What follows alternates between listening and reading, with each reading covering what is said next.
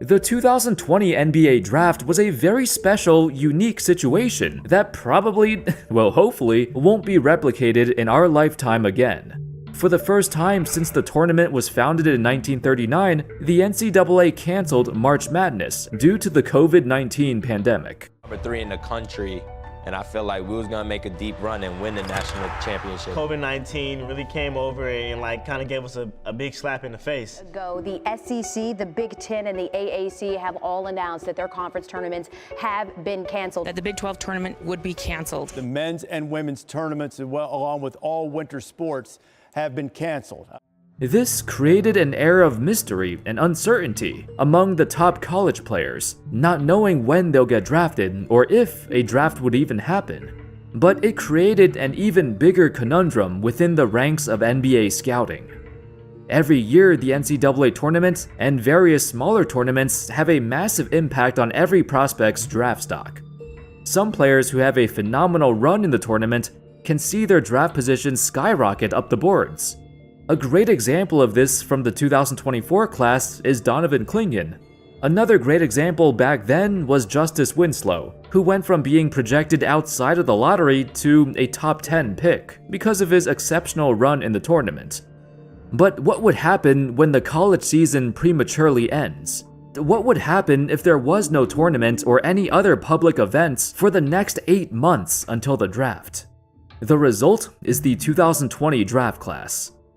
The dubiousness of this class resulted in many of the highest draft picks completely failing to live up to their hype. Or perhaps it was because NBA teams did not evaluate them correctly due to the unforeseen circumstances from COVID. How's it going, folks? My name's Andy, and today let's take a detailed dive into the 2020 draft class, a special year where nobody had a clue if their picks would turn out the way they hoped. But before we start, I want to give a shout out to the sponsor of this video, SeatGeek. The NBA season is approaching faster than we realize, and what better way to get in on the action than watching your favorite players play in person, with my favorite ticket platform. If you're looking to get in early in the regular season, now's the time to start looking for tickets. SeatGeek pulls all the tickets from the web into one app, with each ticket rated from a scale of 1 to 10. Green dots are good, while red dots are bad. Every ticket you purchase is backed by their buyer guarantee. And of course, you know I got you guys a special hookup. Use my promo code ANDYHOOPS10 for 10% off any tickets on SeatGeek. It doesn't have to be just basketball games either. You can use my code to get tickets for concerts, festivals, other sports, whatever you want. Oh, get this, my code is unlimited use. It doesn't matter how many times you use my code, you will get 10% off of every order. Download the SeatGeek app and add code ANDYHOOPS10 to your account. Do it now because this is a limited time offer. With the first pick in the 2020 NBA Draft, the Minnesota Timberwolves select Anthony Edwards. The Wolves' decision to use their number 1 pick on Anthony Edwards wasn't necessarily surprising. Their choice was between either him or Lamelo Ball, and it's safe to say they made the correct choice. At the time, however, Edwards was seen as a wild card. While his size and athleticism in an NBA-ready frame captured the attention of fans, his mediocre freshman year in college, combined with his lack of team success in both high school and college, raised a few eyebrows. Could his playstyle translate into winning? Was he more than just a high-volume shooting guard? Skeptics believed he was no different than the mass wave of hyper-athletic guards who hit a wall at the professional level due to their over-reliance on physicality and less on fundamentals. That's why they heavily considered Lamelo Ball. The Wolves haven't had a competent point guard with superstar potential in such a long time, especially with an offense that ranked almost dead last. Surely, a player of Lamelo's passing abilities would be a huge boost. However, this time, the Wolves were hell-bent on taking who they believed would be the best player of the class. Reportedly, quote, Minnesota's front office conducted more than 1,000 telephone interviews and compiled reams of evaluations.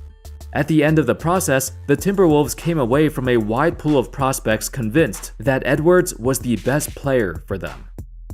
In a few short years, Anthony Edwards rose above and beyond his projection. The Wolves were the perfect team for him to showcase the best parts of his game. He wasn't thrown into the fire like most #1 picks. He could fall back on Towns to relieve the pressure from him. When the Wolves acquired Rudy Gobert, he became the defensive anchor who can cover for Edwards' mistakes. Not only was this the perfect draft pick for the Wolves, but for the first time in history, they have a competent front office led by a basketball mastermind in Tim Connolly, the same guy who built the Denver Nuggets into a championship team, and then moved on to Minnesota to do the same thing. Edwards' development has been just as important as the players they surrounded him with.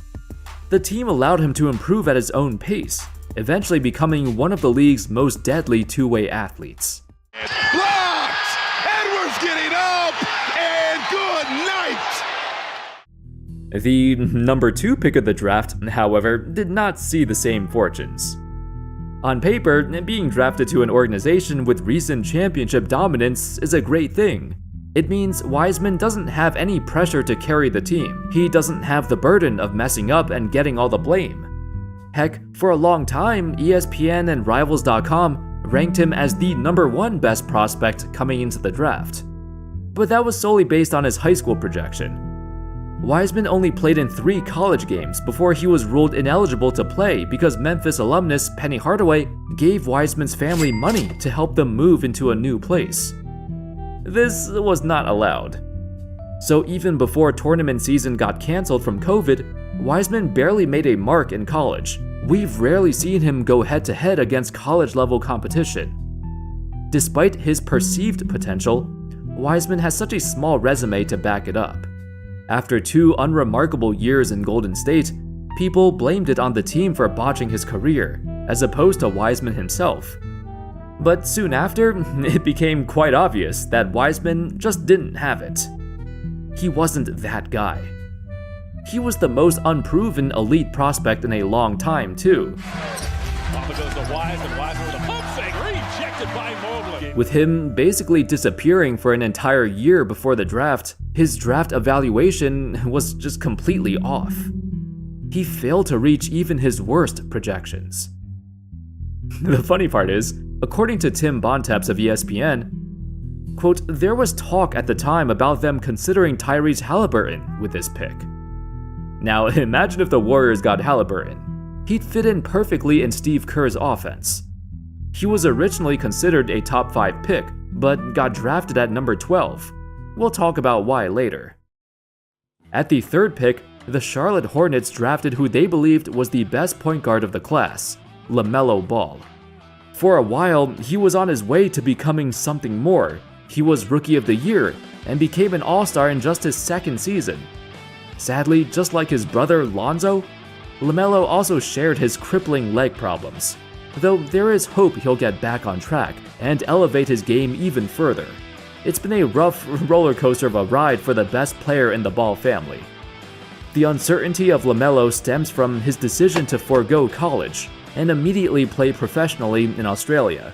Though it was a decision made by his father, he too was unproven among the college ranks.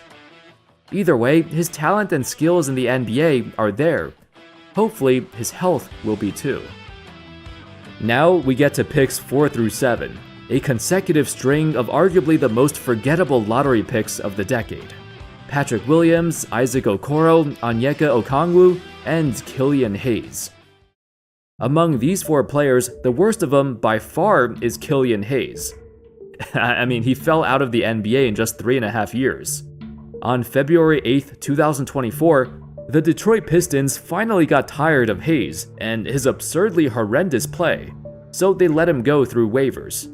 It's not that rare to see the number 7 pick not get another contract after his rookie deal, but it is super rare to see such a high draft pick get waived before his rookie deal even expires, and then nobody picks him up. To give you an idea of how bad he was, in the 4 seasons with Detroit, he registered the worst efficiency out of anyone who played at least 20 minutes a game. His biggest strength, according to the scouts, was his feel for the game. High basketball IQ, good touch around the basket? Yeah, he showed none of this. His main draw was supposed to be his composure and ability to read the game at a level that young players shouldn't. Except all of this was baloney. Hayes looked completely lost on offense and could not run a play to save his life. I'd normally think, oh, he's far too young for anyone to give up on him this quickly. But nah, he definitely did not look like an NBA player, and every team around the league knew it. The question arises, how did scouts foresee this guy as one of the best players of the class? Killian Hayes was always a shot-in-the-dark draft selection, who was deemed a huge risk to begin with. The other three guys here, Williams, Okoro, and Okongwu, share the similarity of all having been fringe top 20 to top 30 ranked prospects back in high school. Yet they all jumped up the board so much. But even then, they don't project to become anything more than role players. You go down the board a little bit, and then we have Deni Avdija at number 9. Initially deemed as the next Luka Doncic due to his all-around skills in a sturdy 6'9" frame, Avdija has taken a while to get it going, but the improvements in his game year after year have been very noticeable. In fact, if you look at the top 10 picks of this class, only Anthony Edwards has made an All-NBA team. Compared to the drafts before and after, 2020 seems like a very weak year in terms of top 10 picks. It does get a little bit better though. With the 12th pick in the 2020 NBA Draft, the Sacramento Kings select Tyrese Halliburton. At pick number 12, Tyrese Halliburton fell down the board after being a consensus top 5 pick. I mean, the Warriors even considered taking him at number 2, and in hindsight, looking at how he turned out compared to Wiseman, I'm sure they're still beating themselves up about it. However, the reason Halliburton slipped so far was due to his own undoing.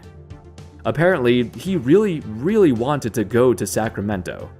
Him and his agent told every other team that he wasn't gonna go anywhere except for Sacramento. According to draft analyst Jonathan Givony, he said that a lot of agents were very active for this draft class, more so than most other years. Due to the lack of organized basketball during the pandemic, agents had to work extra hard to convince teams to take their guy.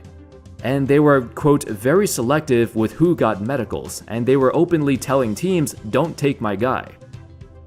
Halliburton was one of those guys. It raised some concern. Other teams feared if they drafted him, he would not suit up and play, and eventually force a trade to Sacramento.